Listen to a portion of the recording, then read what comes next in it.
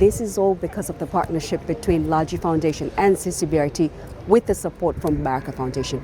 We are so grateful because through this support, people will be changed their lives. Will be people who will be taking their first steps, children who will be able to go to school, etc., etc. So this is just the beginning. This is the 4th year that we're having with Laji Foundation, but we are hoping that we'll continue this partnership because it continues to change lives and to really touch everyday lives of these people. And we are continuing asking that support to continue. And again, Baraka Foundation, thank you so much all the way from Canada. Your work is amazing through Laji Foundation, and we hope next time you will be here yourself to see the great work that you are doing all the way from Canada. Leo tumekuja hapa CCBRT, sisi kama timu ya Laji Foundation, pia tumeshirikiana na wenzetu Baraka Foundation ambao wametuweza kutufadhili katika kusaidia swala la viungo bandia, miguu bandia. Sema hatutaishia hapa, tutaendelea kuwasaidia jinsi Mungu atakatubariki.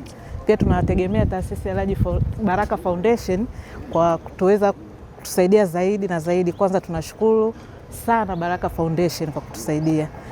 Pia katika Laji Foundation tunafanya miradi mingine ya kijamii, tunasaidia watoto yatima, tunachimba visima vidogo na vikubwa.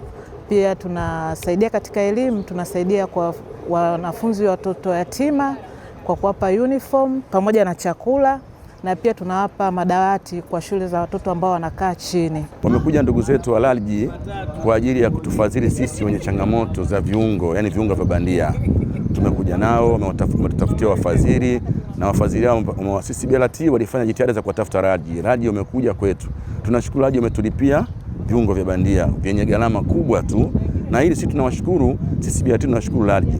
Lakini tunawaomba CCBRT na Laji wasiishie ndani ya mkoa wa Dar es Salaam, kwani kuna watu wengi wenye changamoto kama hizo kwetu, kwa sababu kiungo cha bandia sasa hivi ukisema uende Moi, ukisema uende CCBRT kwa kulipa ama uende KCMC kinagharimu zaidi ya milioni 3.